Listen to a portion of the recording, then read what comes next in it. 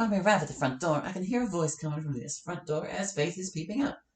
Front door, front door, front door. Who are you? A woman's voice responds to her. Please, not another new person. Is Malone Castle there? Let me think. You should probably Yes, I'm here. Malone opens the door, fully interrupting Faith and letting me see the woman. It's Sionica. She is in pretty ordinary clothes, probably around her early 20s. She's holding a small notebook in her left. Oh, Malone, it's good to see you. I could say likewise. Both of them extend their hands and shake hands. Faith frowns as Malone greets with the woman. Malone, who the fuck is this? That's the journalist I met yesterday. Malone snaps his fingers as his voice trails off, looking away. Stephanie Vaughn. Yeah, that.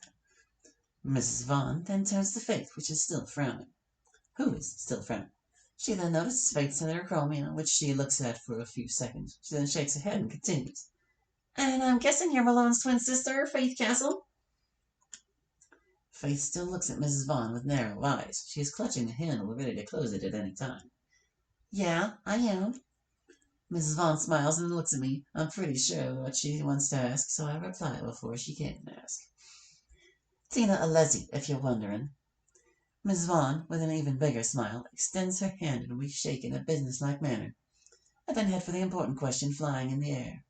If I can, why are you here? Oh, I didn't mention that. I'm so sorry. Mrs. Vaughn produces a chuckle for herself.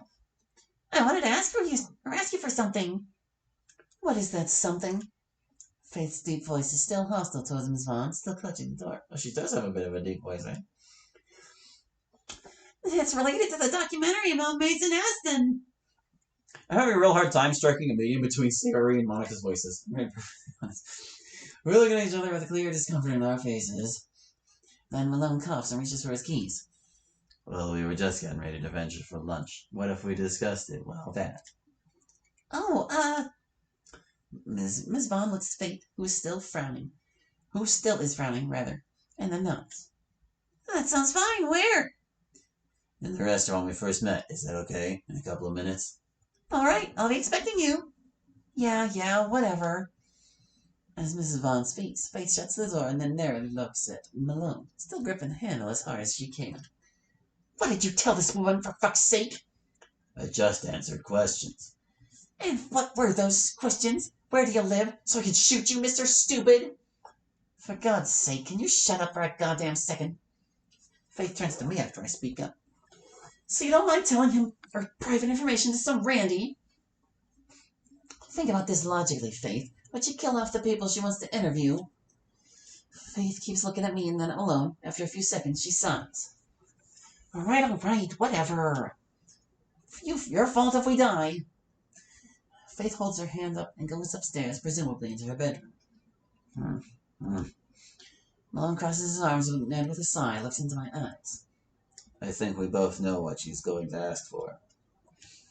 I breathe out as I lean against the door, looking out the flute-shaped window.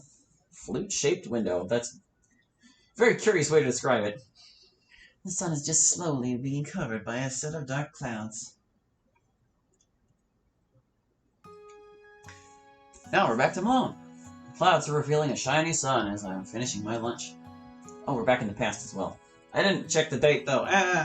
I've been thinking about the conversation at the rooftop with Tina for quite a while, and I do have some ideas as to what's going on. Actually, before we go too far, I would like to mention, it might be helpful if you have that little pop-up and the POV pop-up, like, nearby each other, because what happened there was I had, like, two different visual prompts on opposite sides of the screen, and, like, maybe on, like, other computers that's not such a big deal, but for me, I'm playing this on, like, my big widescreen TV, and my eyes cannot jump from the text box to that, to this.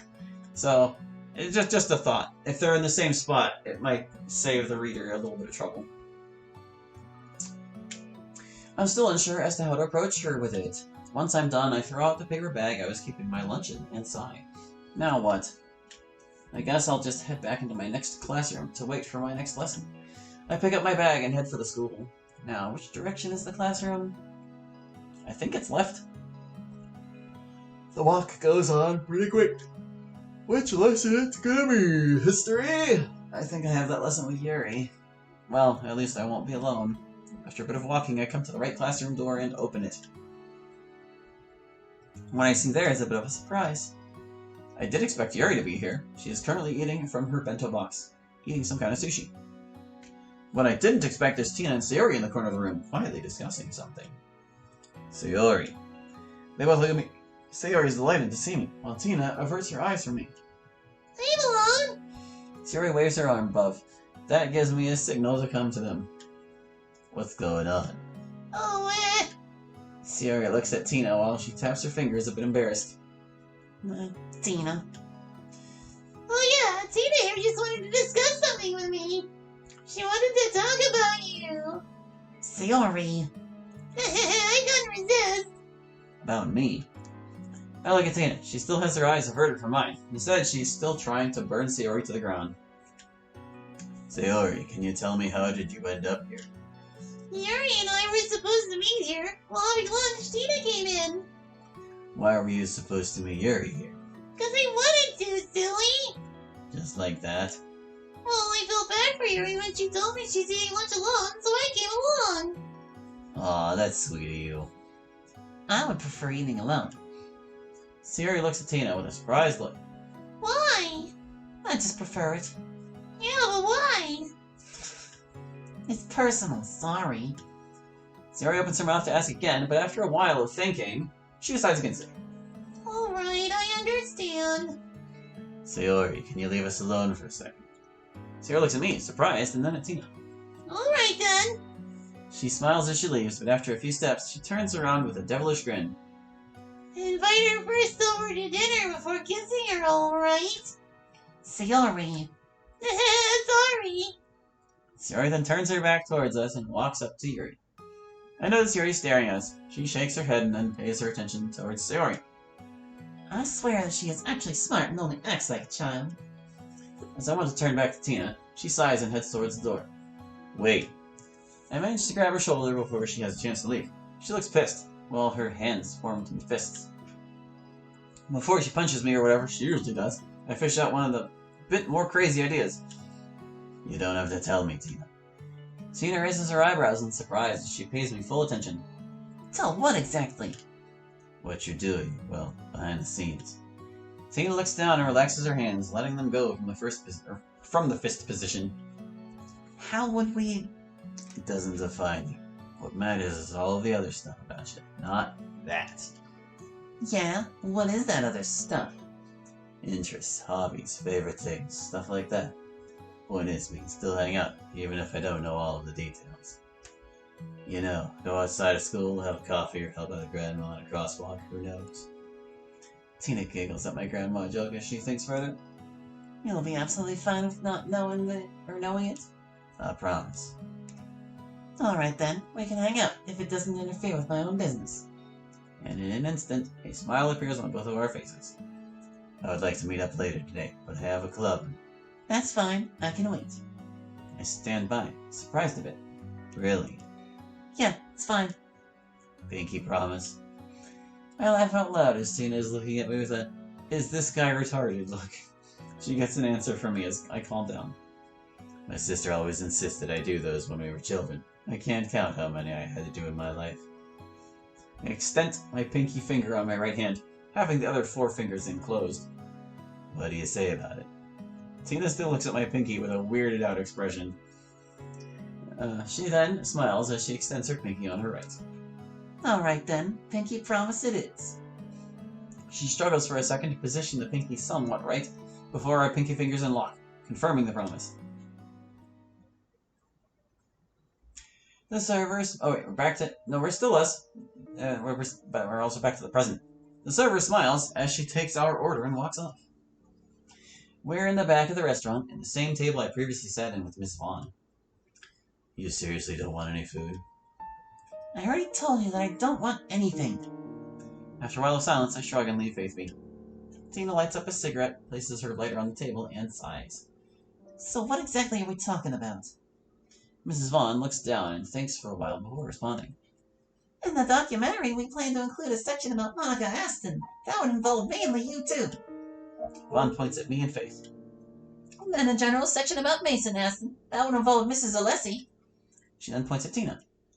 Faith narrows her eyes and taps with her fingers. She has her jacket hung over her chair. Who is we? Central Television Station. We all raise eyebrows at the revelation. CTS? What wants a public television to do with the whole shit show? Before Miss Vaughn can respond, Tina coughs to get our attention. That isn't that surprising, to be honest. She then taps her cigarette in an ashtray, killing the remaining fire in the butt. A little bit of money here and there, some blackmail, and suddenly you're in control of an entire fucking city. That's impressive no matter how you look at it. And that's where she comes in? Faith raises an eyebrow as she points at Mrs. Vaughn. You could say it that way. The station has asked my boss to do a documentary about it. Faith frowns as she wants to ask another question, but is cut off when a server arrived with the first plate of food. Arrives. A plate of spaghetti with bolognese sauce goes to... That's fine, thanks. The server smiles as she places the plate before Tina and then walks off. I have a notoriously bad habit of giving these characters that stupid male voice. Ah, bloody hell, I forgot my cutlery. Tina looks around and notices a holder for cutlery. Before she can do it herself, I reach for a spoon and a fork and hand it to Tina with a smirk. Bon appetit. Or, how is it actually? Buon appetito. I don't know why that's any different. Oh, and mistaking up French with Italian isn't a good idea, pal. But still, thanks. Tina takes the cutlery from me and starts to mix the spaghetti and sauce. Faith then coughs and looks at Mrs. Vaughn to continue the discussion. So if I get it correctly, you want to interview us for a documentary? That's right. That's going to cause unwanted attention. Yeah, but I don't think it's going to raise any problems. Tina just finishes mixing her spaghetti when she responds. All of Aston's men are either in jail or in exile. We just need to be careful, as we always were. Going into a documentary and spouting shit about people is going to raise attention from them. But as I tell you, all of them have something more important hassles to deal with. So you want to go spout shit? I'm still icky about that. Doesn't make my statement less true, though. Faith looks at the table and taps with her fingers. Then she looks at me. How do you feel about it? I also avert my eyes and think for a while. Honestly, I don't know.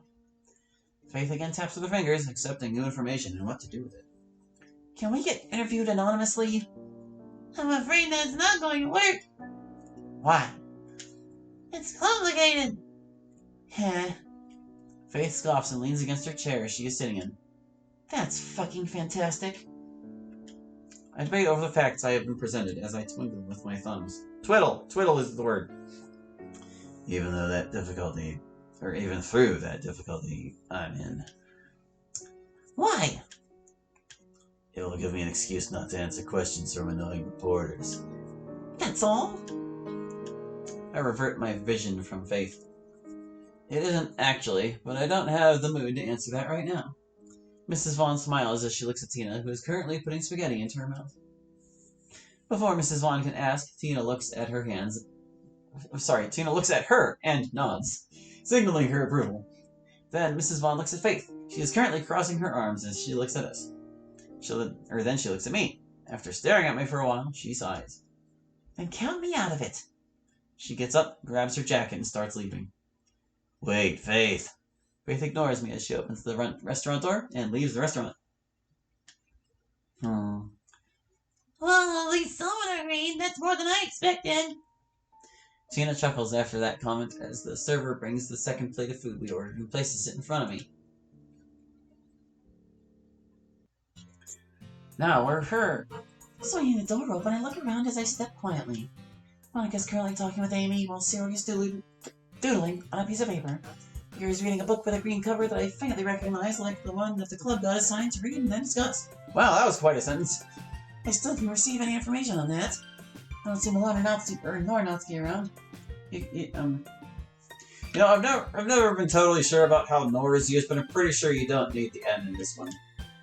How is it with them anyway? Going back in memory into the past, I can't recall any mention from either of them about their relationship. What I definitely know is that it wasn't exactly the best one. Having the club checked around, I decided to greet aloud the whole room. Hello, everyone! I'm still kind of unsure about how I will greet everyone, but I think this will be enough. Someone did notice my greetings, and that was Monica and Amy. Monica smiles at me as she comes over. Hello, Faith. How was your weekend? I can't help myself but quickly think back to what I saw in your file back at Jude's diner. All the bullshit that was listed there. Did she really do it? Going over to the spoliation of evidence conviction, my answer is most likely. What the heck? I don't think spoliation is the word. Just gonna go on a limb there. She's been involved in some form of an organization or under a powerful individual, and she was able to avoid prison. Even with all of those facts, I have to keep appearances, so I smile back. You could say that it was interesting. Can I ask in what way? I'm stuck for a second with an answer. I can't tell her I know what she's done. That will grant me a fucking hole in my head. I do as to show I'm thinking about an answer. When I touch my notebook, that's when I find my quick scapegoat. I was doing research about show, don't tell. You know, to better my craft. That was way too similar to what I was really doing. I put my hands before my left and gently squeeze my left palm with my right, trying to be calm. Monica then nods. I'm glad that you've decided to get better with your writing. You're doing great. Now, where was I? Monica thinks over as she looks at Amy. You were talking about the book assigned? Oh yeah, that's also news for you, Faith. As members of the Literature Club, over a 2-week period, we're reading a book which we will then discuss at a special club meeting. Okay, so you capitalized it this time, but there were other times, like a couple times before I noticed that it wasn't capitalized and it didn't say anything. If you're gonna do it, you should be consistent, my man. You gotta be consistent. I think it's a great way to encourage reading different genres and sometimes types of literature, don't you think? I actually agree with that, so I nod without hesitation. I stop after a while. I don't want to seem too enthusiastic. Yeah, I do think that diversity is important. Awesome! We're currently reading Prague Spring by Simon Mauer, and I have to apologize that I don't have it for you too.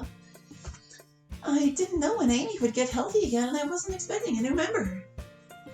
I think you don't need... I don't have a voice for Amy, and it's like way too similar to Monica's. And they're in this conversation together. Oh well, I'm screwed. I think I need to apologize, Monica. I'd rather be sure than sorry again. I think this whole library will have 2 copies, so I recommend you search there. Will do. Should we, Faith? This came out of nowhere. Did Monica find out somehow that I know? Is she planning to kill me already? My left hand is sending waves of pain as I squeeze it even harder than before. I then calm down as I come to my senses. She wouldn't do it here. Too many witnesses. Plus, I don't even know if she really did kill those... What was it? 10 to 12 people? Arrgh. I hate when I'm uncertain about something, damn it! Yeah, sure. Both Amy and Monica smile, and with a I will admit fake smile of my own, leave with Amy. As we walk out of the club room, I realize I've been holding my breath. I slowly release it, as to not alert Amy. We're continuing in silence until I find one detail I want to ask about. What did you caught, Amy? Catch? What did you catch? Flu, but it has been throwing with me because I have a weaker immune system than most. Ouch, so you've been more ill than most people? Pretty much. And as we continue on our walk. I'm sorry that's happening to you, by the way. You can get used to it after a while. Really? I wouldn't get used to it at all. Why? I open my mouth to answer, but I stop. After guessing it's probably safe to tell her, then I start speaking. I just hate when life is fucking with me and I don't know why or how it started in the first place. We continue while steps reverb across the hallway. Why were you so nervous around Monica? I slow down to a halt at the realization of what Amy said. Oh, fuck. You don't have to tell me, I'm just curious. Said every mobster ever. Silence ensues as I try to think of a good excuse of an answer. You could say that I'm not good around certain people. Or at least a fake nervous struggle, but it isn't that far from how I really feel. Amy isn't really impressed by my lie. I'm not exactly sure if that's the reason. What? She's either dumb or naively honest. So dumb. When I take too long to respond to her statement, Amy sighs and then nods to herself. It's what she did, right? What? How? From when? How do you... Amy nods to herself and then continues towards the library. I follow her. I know that the rumors that are going around are quite scary, but I don't think you have to worry. Most of the students are just sharing conspiracy theories that hold no water. I have my mouth to say I didn't hear any rumors, but I then keep my mouth shut. She probably doesn't have the same information, which she could then accidentally blurb in front of Monica. or is associated with Monica and would report me if she knew I knew. Better to be safe. As we continue in silence, one thought gets repeated in my head. I have to find out more about Monica. I have to. Uh-oh. This one seems intentional, though. Type error. Screenshot takes exactly one argument. 2 given. Oh. They tried to use the screen tear thing, but it broke. I hope I can ignore this. Please let me by. Okay. Yeah, I don't know what causes that error, but something went wrong. Maybe look at how the screen tears are used in the original game and just copy paste them. That's the safe way to do it. Apparently a lot of stuff is corrupted here. We have jumped successfully to something else.